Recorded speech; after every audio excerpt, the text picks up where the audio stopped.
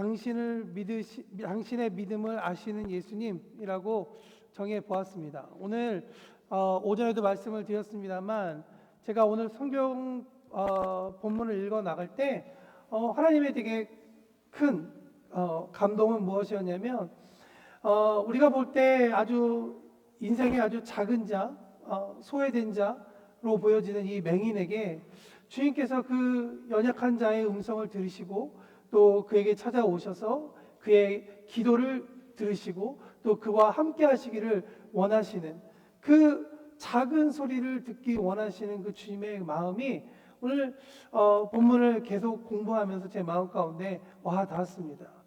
그래서 그 시절, 그 가장 힘들었던 시절에 제가 주님을 찾았을 때 나는 아무것도 아니고 난 이 세상 가운데 내가 왜 존재해야 되지? 라고 하는 여러 가지 질문이 있었을 때, 또 사람들에게 내 나라는 사람이 보여지지 않고 내가 과연 어떠한 존재로서 이 세상 가운데 내가 서 있어야 하고 내가 쓰임을 받을 수 있을까라고 하는 여러 가지 질문이 있을 때 만났던 이 말씀이 다시 한 번 더 오늘 여러분과 함께 나눌 수 있는 그런 본문이 되어 먼저 이 이야기를 좀 나눴으면 좋겠다라는 생각이 들었습니다. 주님께서 우리 한 사람 한 사람의 그 작은 기도, 작은 마음도 듣기를 원하신다라는 그 사실을 우리 기억하고 함께 믿으며 함께 말씀의 자리로 더 나아갔으면 좋겠습니다. 아멘. 우리 좌우 옆에 있는 분들하고 인사하시겠습니다. 당신의 작은 그 목소리를 주님께서 아십니다. 이야기하시겠습니다. 어떤 분들 목소리 크니까 주님께서 더 잘 들으시리라 생각합니다. 여러분, 오늘 본문 말씀은 예수님께서 여리고에 가까이 가셨을 때 일어난 사건입니다. 여러분, 여리고라는 단어를 해석해 보니까 달이라는 뜻입니다. 우리가 잘 아는 문이죠. 루나. 아마도 그 여리고에 많은 달을 섬기는 그러한 제사 그러한 것들이 많았기 때문에 아마 그 성을 바라보면서 사람들이 저기 여리고에는 달을 섬기는 달에 무언가를 좀 하는 그런 것들이 있구나라고 아마 생각했던 것 같습니다. 그런데 이 여리고라는 단어를 신학자들이 더 공부를 해보니까 우리가 알고 있는 달이라는 의미 말고 조금 더 오래된 의미를 찾아보니까 히브리어로 루아흐라는 단어를 이 여리고라고 하는 이 도시, 이 지역에 사용했다는 것을 발견합니다. 여러분, 루아흐라는 단어는 창세기 2장에 등장하는 단어입니다. 하나님께서 사람을 진흙덩어리로 만들고 난 다음에 그 진흙덩어리에 하나님의 하나님께서 호흡을 주셨을 때 그 사람이 생명이 된지라라고 말씀하시죠. 그때 쓰여진 단어가 바로 루아흐라는 단어입니다. 그렇기 때문에 이 루아흐라는 단어는 숨이라는 의미를 가지고 있죠. 근데 또 이 단어가 가지고 있는 또 다른 의미가 있습니다. 그건 뭐냐면 향기롭다라는 이야기입니다. 향기. 아마도 상대적으로 다른 지역에 비해서 여리고라는 지역이 비옥했던 모양입니다. 그래서 꽃도 많았고 각종 과일이 많이 났던 그런 지역이었던 것 같습니다.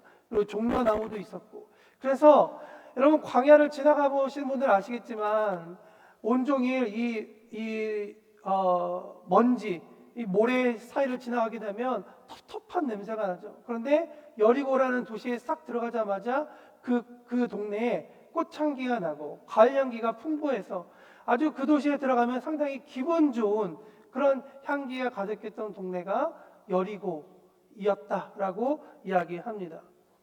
근데 여러분, 여리고라는 근데 이름을 보면 신앙생활을 조금 하시는 분들은 아마 구약의 여호수아서가 바로 생각나실 것입니다. 여호수아서 6장 26절을 통해 우리는 알고 있죠. 이스라엘 백성이 여리고성 기도하면서 하나님 말씀에 순종하면서 여리고성을 돌았을 때 광야에서 이제 가나안 땅으로 들어갈 첫 번째 성이었던 그 여리고성이 완전히 무너졌습니다. 그러면서 하나님께서 여호수아를 통해 한 가지 예언을 하시는데 뭐라고 말씀하시냐면 이 성을 다시 세우는 자는 저주를 받을 것이다 라고 이야기를 하죠. 그 말씀 기억하시죠? 여러분, 이후에 이 여리고가 어떻게 되었는지 잘 모르겠지만 약 한 수천 년이 지나고 나서 열왕기상 16장 34절 말씀에 보면 아합 시대에 히엘이라는 사람이 등장합니다. 여러분, 이 열왕기 이 성경을 읽을 때 다윗 시대라고 얘기하면 그 시대는 정말 하나님을 예배하고 하나님을 잘 섬겼구나라고 이해하시면 되고요. 아합이라는 이야기가 딱 등장했을 때에는 이미 그 시대에 하나님 앞에 불순종하고 하나님의 말씀을 잘 따르지 않았던, 또 그 시대에는 우상 숭배가 가득했던 시대다라고 이해하시면 거의 맞을 것 같습니다. 그 아합이 다스리던 시대에 히엘이라는 사람이 등장합니다. 히엘이라는 사람이 무슨 일을 했냐면 폐허가 되었던 그 여리고성을 다시 재건하는 일을 합니다. 그런데 여호수아의 예언대로 그 성을 제일 처음에 다시 재건하기 시작할 때 장자가 죽습니다. 그리고 여리고성 마지막 문을 닫을 때에 그의 막내 아들이 죽게 됩니다. 하나님의 예언이 그 히엘이라는 사람의 일을 통해 여리고에서 일어나게 됩니다.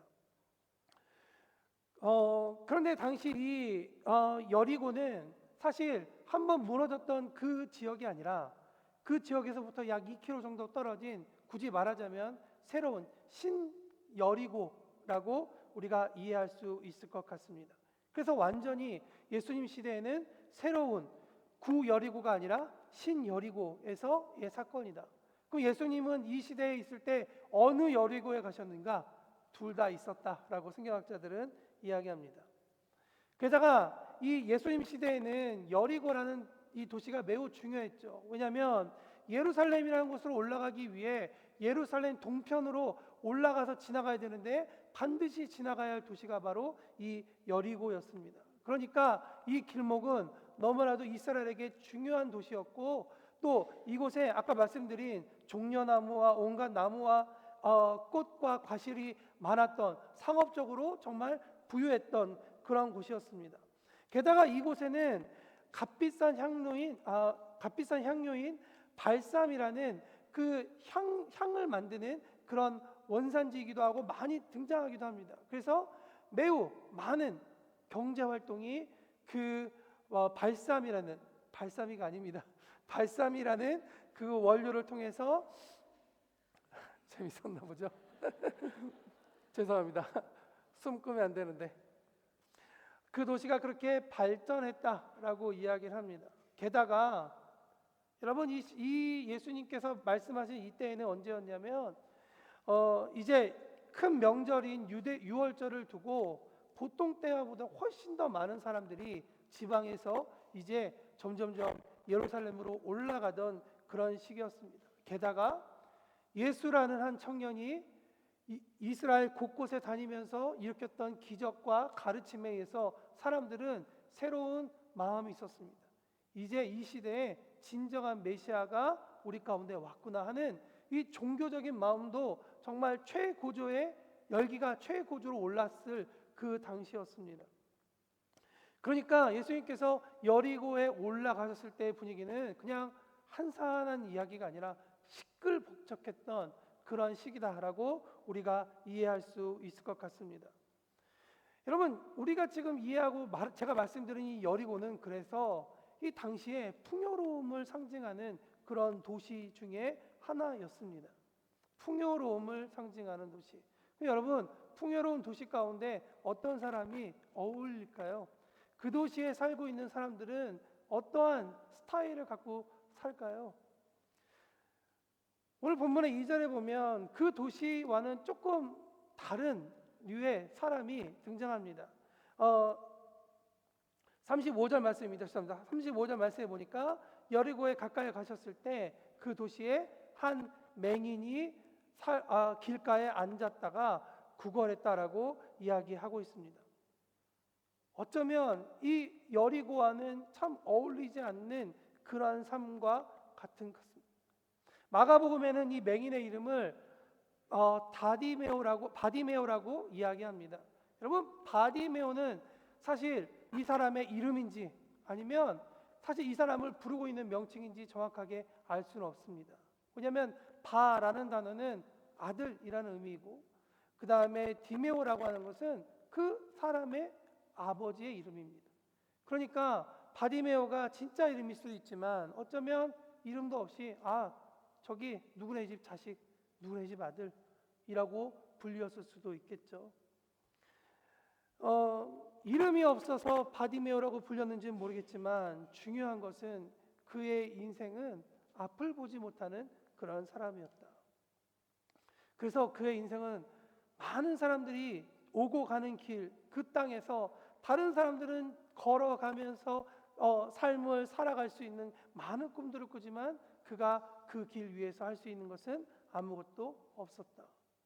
볼 수 없었기 때문에 앉아 있을 수밖에 없었고, 보지 못했기 때문에 누군가의 도움을 받지 않으면 생계를 이어갈 수 없었기 때문에 그는 언제나 다른 사람에게 구걸하고 도움을 구하는 삶이었습니다. 부유하고 향기 나는 땅 여리고와 맹인 바디메오는 뭔가 잘 어울리지 않는 극명한 대조를 우리에게 보여주고 있습니다. 과연 이 여리고라는 땅에 바디메오라는 사람의 자리가 있을까? 바디메오의 자리는 어디쯤에 있을까? 도시가 화려할수록 사실 바디메오에게는 조금 더 유리했을 수도 있습니다. 뭔가 사람들에게 구걸했을 때 돈을 조금 더 받을 수 있었겠죠. 앞을 지나가는 사람들이 많으면 많을수록 물질적인 도움은 그가 받을 수 있었을 것입니다. 그로 인해서 잠시 동안의 유익이 있었을지 모르겠지만 그의 근본적인 문제는 해결할 수가 없었다는 것이죠. 환경의 화려함이 그를 구원할 수 없었다라는 것을 성경은 우리에게 다시 한 번 더 리마인드 해주고 있습니다. 어쩌면 지금 바디메오가 있는 그 위치가 그의 삶을 대변하고 있는지도 모릅니다. 길가, 즉 그는 길 가까이에 있었지만 길 위에는 설 수 없는 인생. 어쩌면 그는 길 위에 서서 자신의 인생의 탈출구를 꿈꾸고 싶었지만 늘 그의 삶은 길 가까이에만 있을 수 있었다는 것이죠.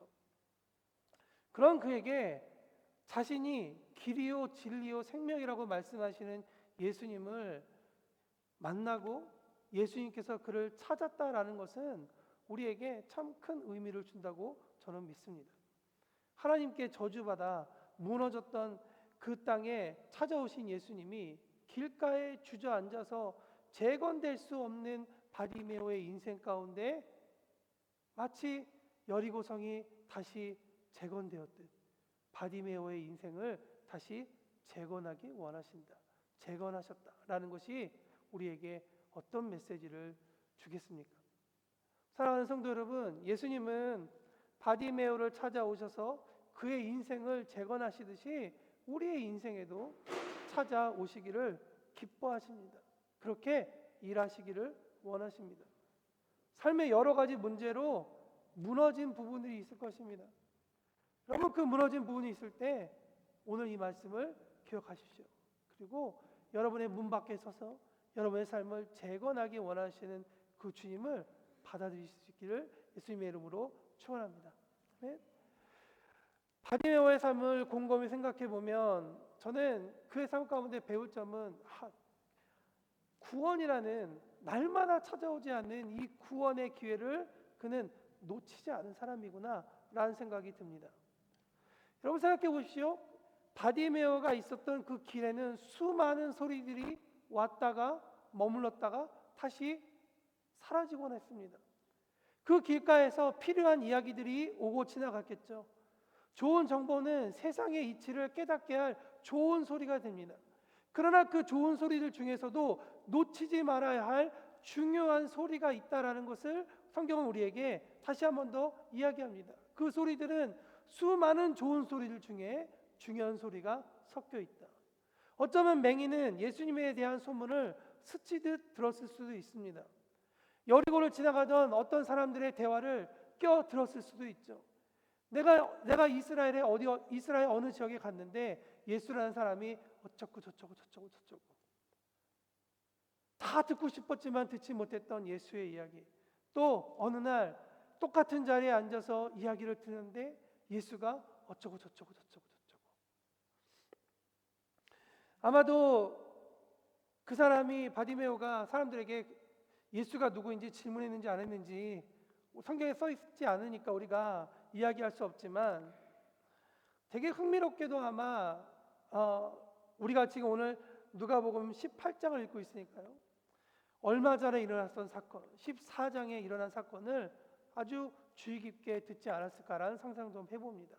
수종병 걸린 사람을 낫게 하신, 아마 안식일에 사람을 치료하셨으니 이스라엘 전체가 아마 들썩였을 것입니다.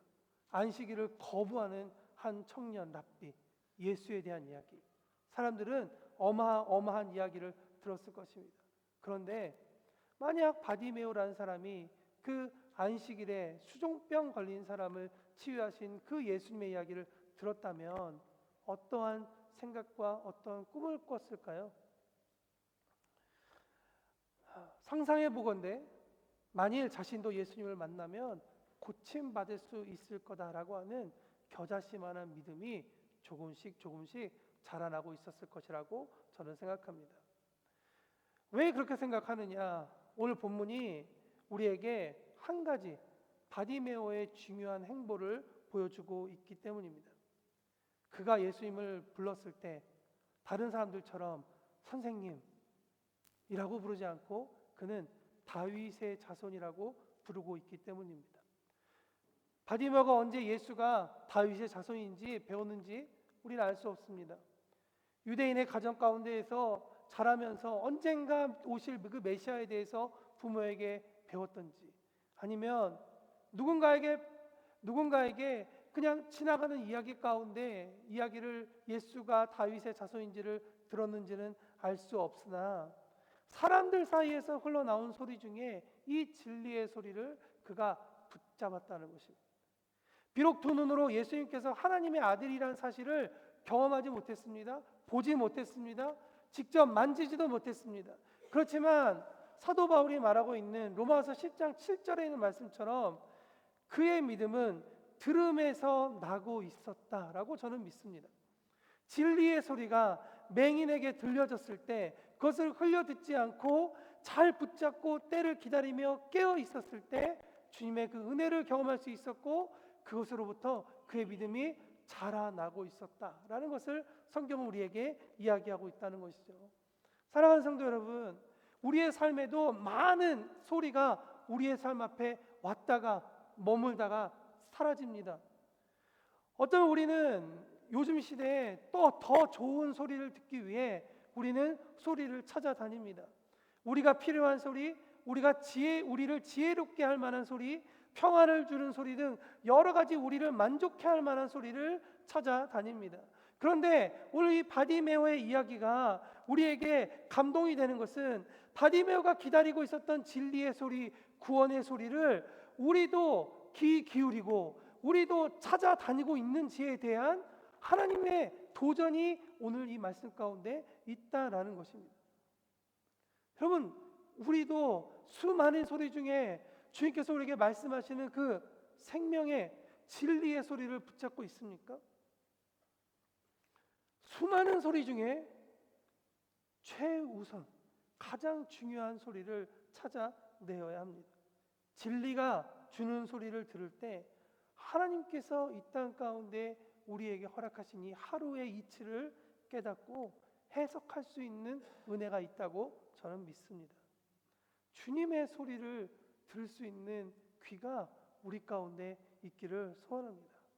예수님은 바디메오를 만나 그의 소원을 이루어 주시죠. 바디메오에게 은혜가 있었던 것은 사실 그가 소리를 질러서만은 아닙니다. 전적으로 드릴 것이 없지만 주님만이 구원자 되신다는 다윗의 자손, 나를 불쌍히 여기소서라고 하는 그의 고백 가운데 있었습니다. 그의 고백이 하늘의 긍휼과 닿을 때 구원의 역사가 일어났다는 것이죠. 바디메오의 이 간청의 절박함은 그가 사람들의 구박에도 불구하고 자신을 불쌍히 여겨달라는 소리침을 통해 우리가 알 수 있습니다. 그러나 여기서 우리가 한 가지 더 생각해 봐야 할 것은 무엇이냐? 지난주 우리가 함께 나누었던 이 부자 청년의 이야기가 자꾸 제 마음 가운데 성경을 읽어가면서 계속 걸리는 겁니다. 여러분, 지난주 함께 나누었던 말씀 기억하십니까? 부자 청년은 주님의 율법을 다 지켜나간 사람입니다. 그리고 주님께 이제 마지막으로 컨펌 받기를 원했습니다. 주님, 어떻게 해야 영생을 얻을 수 있겠습니까? 예수님께서 말씀하시죠. 네가 가진 것 가난한 자에게 다 주고 너는 나를 따라와라 라고 말씀하십니다. 어떤 결과가 있었죠? 청년은 그 부유함과 주님과 함께 동행하는, 하나님과 더 친밀하는 그 영생 사이에 갈등하게 됩니다. 고민하게 됩니다.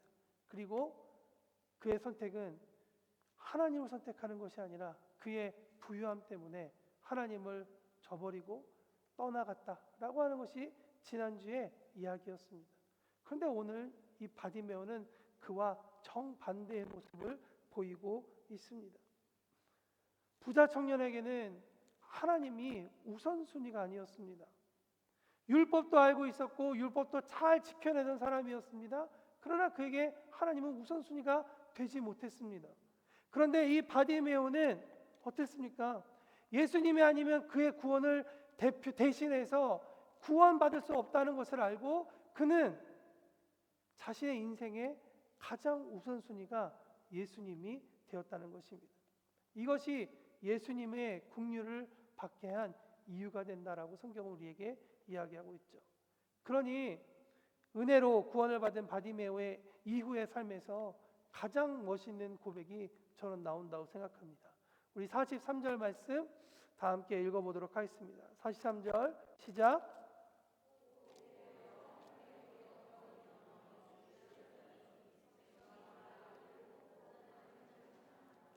곧 보게 되어 하나님께 영광을 돌렸다. 여러분, 우리 가운데 뭔가 하나님께서 일하시고 우리의 삶을 바꾸시고 또 우리 가운데 새로운 일들을 허락하시면 우리 하나님께 감사드리고 영광 돌리고 하나님을 찬양하는 그런 모습이 있죠. 그런데 제가 참 멋진 고백이다라고 이야기하는 부분은 그 부분만 있는 게 아니라 하나님께 영광을 돌리며 라는 그 문장 다음에 오는 문장입니다. 뭐냐면 예수님을 따랐다. 여러분, 하나님께 영광을 돌리는 것도 쉽지 않은 일입니다. 그렇지만 주님께서 우리에게 본문을 통해 도전하시는 건 하나님께 영광을 돌리고 난 다음에 예수님을 따라가는 것에 대해서 이야기를 하고 있는 것입니다. 바디메오는 우리에게 어떻게 하면 구원받을 수 있지도 보여주지만 그러나 동시에 구원받은 우리가 어떻게 살아야 되지? 라는 것에 대해서도 동시에 이야기해 주고 있습니다. 사실 우리가 오늘 읽은 본문, 이 본문은 누가복음에만 등장하는 것이 아니라 마태복음과 마가복음에도 동일하게 등장합니다. 똑같은 내용이 써 있습니다. 그런데 마가복음에는 딱 한 절이 더 기록되어 있어요. 마가복음 10장 59절에 이렇게 써 있습니다. 맹인이 겉옷을 내버리고 뛰어 일어나 예수께 나왔다. 자신의 절망의 자리에서 입고 있었던 겉옷을 어떻게 했다고요? 던져버렸다는 거예요. 겉옷을 내어버렸다라고 이야기하고 있습니다. 여러분, 겉옷은 무엇을 의미합니까? 가난한 사람이든 부유한 사람이든 겉옷은 그 사람에 대한 정체성을 나타내죠. 그러나 동시에 이 겉옷은 그 사람들의 최소한의 보호장치입니다. 추울 때 그 추위를 막을 수 있는, 더울 때 햇빛을 피할 수 있는 그늘이 되는 것이 겉옷입니다. 그 겉옷을 어떻게 했다고요? 내어 버렸다. 지금까지 자신을 보호하고 있었던 이 절망의 자리, 그 자리에서 벗어나 긍휼로 인해 그는 새로운 삶을 선택했다는 것이죠. 지금까지 자신을 보호하고 있었던 장치이자 전 재산을 다 갖다 버리는 것입니다. 누군가는 얘기할 수 있겠죠. 아이, 부자 아니니까, 가난하니까 그럴 수 있지. 근데 여러분, 가난한 사람에게도 겉옷은 너무나도 소중한 겁니다. 부유한 사람에게도 부유함이 너무나도 귀하겠지만 가난한 사람에게는 그거 하나 뺏기면 이제 남는 것이 없기 때문에 가난한 사람에게도 겉옷은 너무나도 의미가 있습니다. 근데 여러분, 단순히 부유함이냐 가난함을 이야기하는 게 아니에요. 옷은 그 사람이 어떻게 살아왔는지를 나타내는 거예요. 그러면 맹인이 한 행동은 무엇이냐? 그는 지금까지의 자기가 살아왔던 모든 삶의 방식을 다 벗어버렸다는 거예요. 예수를 알고 난 다음부터는 예수님께서 자기에게 이야기해 주신 대로 그 방식대로 나아간다. 그러니까 주님께서 부르시는 대로 그가 나아가는 것이죠. 주님께서 어떤 다른 말씀하셨다면 그는 아마 주님께서 말씀하신 그대로 행동했을 것입니다. 망설임 없이 뛰어 일어나 주님께 나아갔다. 뛰어 일어나 나아갔다. 즉시 그런 일이 일어났다는 것이죠. 사랑하는 성도 여러분, 구원받은 우리는 입고 있던 겉옷을 모두 버리고 따라 나서야 할 것입니다. 누구든지 주님을 따르려는 자는 자기를 부인하고 자기 십자가를 지고 주님을 쫓아야 하는 것입니다. 말씀을 마치면서 바디메오가 어떻게 살았을까 너무 궁금해서 찾아봤습니다. 바디메오 그래서 어떻게 했지? 딱 이 사건 끝나고 나서는 성경이 이야기해 주지 않으니까요. 근데 전승을 찾아보니까 바디메오는 단순한 구경꾼이 아니라 예수님의 예루살렘 입성과 고난의 길을 끝까지 함께한 제자였다. 이 한 줄을 찾아냈는데 참 마음에 감동이 있는 거예요.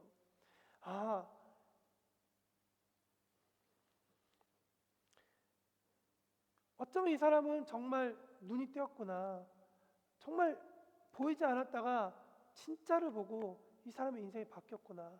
근데 나는 여전히 눈을 뜨고 있는데 내 인생은 정말 그렇게 진리인 주님을 따라가고 있나? 라는 생각이 드는 거예요. 초대교회의 훌륭한 일꾼이 되었다라고도 이야기합니다. 사랑하는 성도 여러분, 무너진 여리고에서 무너졌던 바디메오를 주님은 완전히 재건하셨습니다. 완전히 새롭게 만드셨습니다. 그 주님의 이야기가 왜 우리에게 이렇게 전해져 오겠습니까?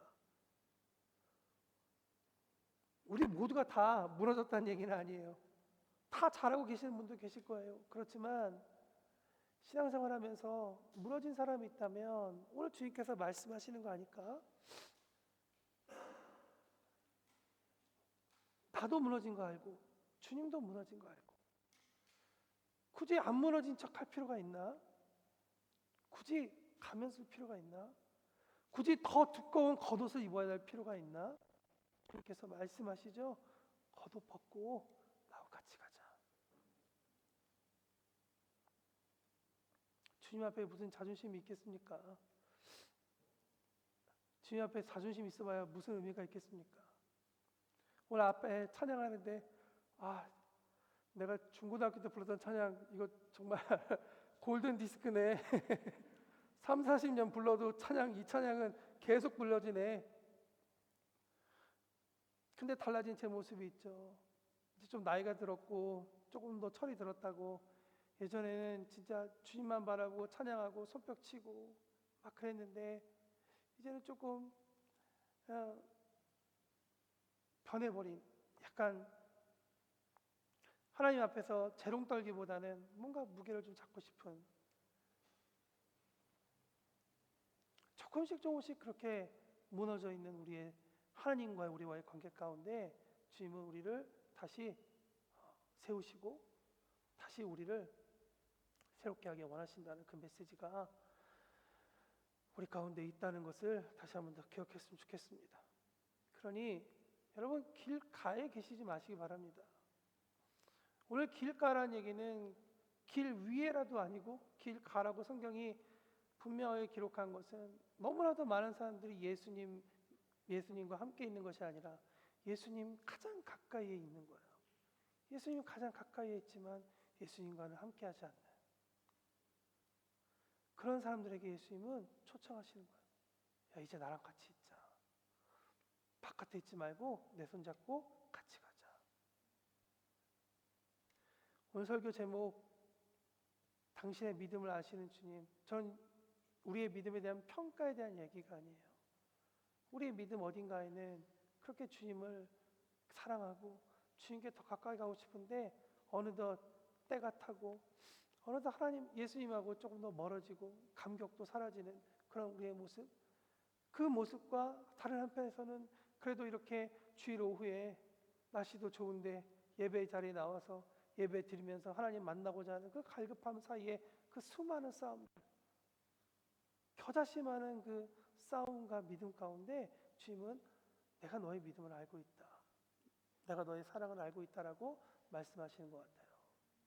그래서 주님께서 우리에게 이 말씀을 주시고 우리에게 오늘 이 말씀을 한번 생각해 보라 하지 않나 생각해 봅니다. 이 시간 찬양 하나 하고요, 함께 기도하기 원합니다.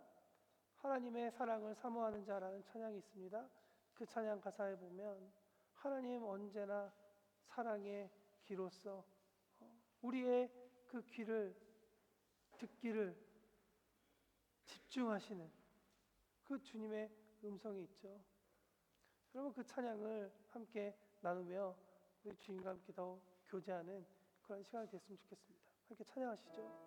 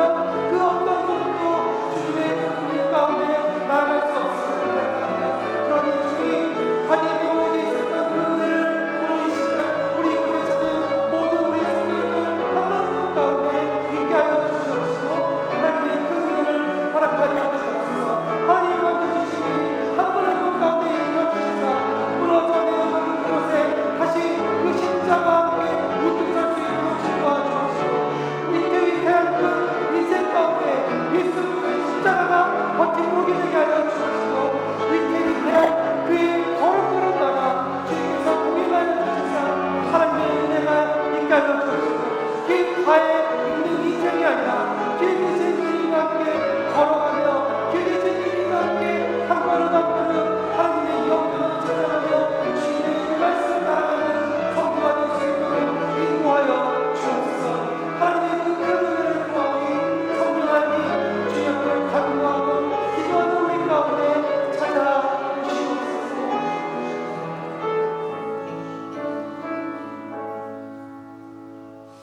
사랑의 주님, 우리의 마음이 더 주님 앞에 정결해지길 원하고 주님 안에서 채워짐이 있기를 원합니다.